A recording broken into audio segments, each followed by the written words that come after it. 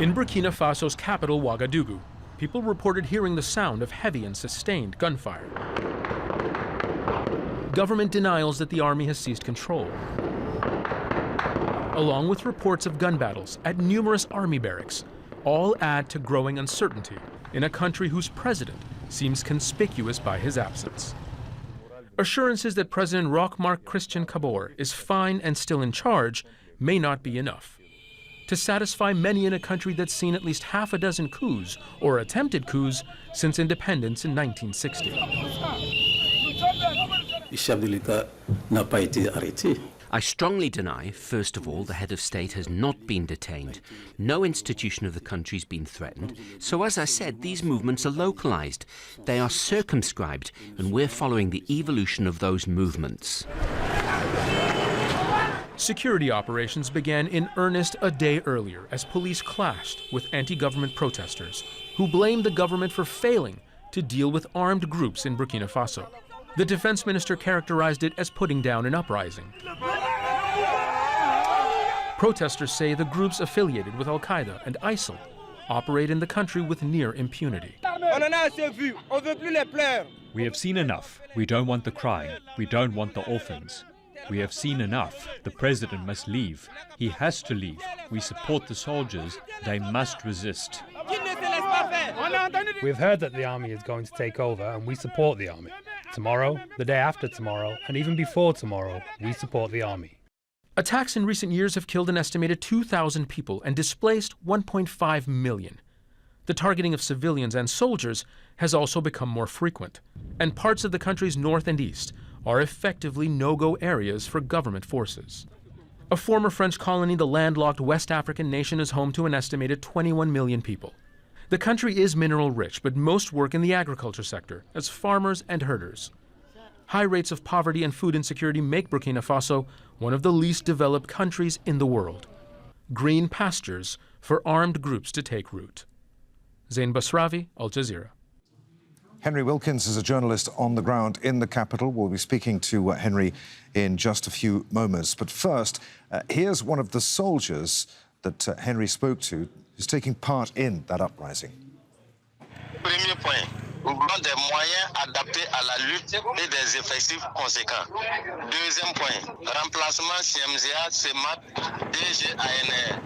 Troisième point, meilleure prise en charge des blessés en OSP et les familles des défunts. Quatrième point, l'évaluation des femmes. Cinquième point, formation du personnel adapté à la menace. Et enfin, le dernier point, faire des unités constituées permanentes au lieu de collecter des effectifs pour envoyer au front. That was one of the soldiers involved in this uprising, speaking to Henry Wilkins, who joins us now via Skype from Ouagadougou. Henry, what's the situation there now? Yeah, it's very difficult to get up-to-date information at the moment. The government has shut down the mobile internet networks, which means that the information is really not travelling at the moment. Certainly, when I left the camp where the mutiny was taking place this morning, around about 10 a.m., the mutiny was still very much ongoing. So, despite the fact that the government does seem to be keen to push the idea that everything is under control, it really doesn't seem to be the case at the moment. Give us a sense of why this is happening now, Henry. Yeah, so Burkina Faso has been involved in a 6-year conflict with armed groups linked to Islamic State and Al-Qaeda. It's not a war that they are winning. And then back in November of last year, a military base in the north of the country was overrun by terrorists.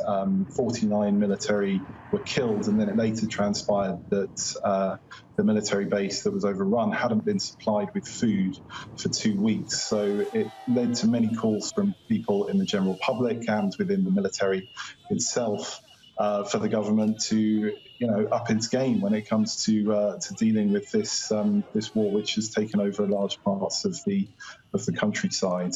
And is there any more information at this moment as to the whereabouts of the president? Some rumours this morning that the president had been arrested. We don't believe that these rumours are true. Certainly, the Minister of Defence went on TV this morning to deny them. There hasn't been any word from the President on the mutiny happening. There has, however, been a tweet from the President around about an hour ago giving well wishes to the national Burkinabe team competing in the AFCON football tournament. But as I say, nothing from the President on the mutiny. As you said, the Defence Minister went on state television earlier to say that all was well. The fact that there hasn't been a complete military takeover suggests perhaps that there are elements within the military that are still loyal to the government. Yes, I don't think we're looking at a full-scale coup at the moment. It does seem to be an isolated mutiny, although the base in Ouagadougou, the capital, is not the only one that appears to have mutinied. There is a base in the north of the country as well, where there's reports of gunfire. But no, it doesn't appear to be a full-scale coup at this stage. Good to talk to you, Henry. Many thanks indeed for being with us. Henry Wilkins there, live in Ouagadougou. Thank you.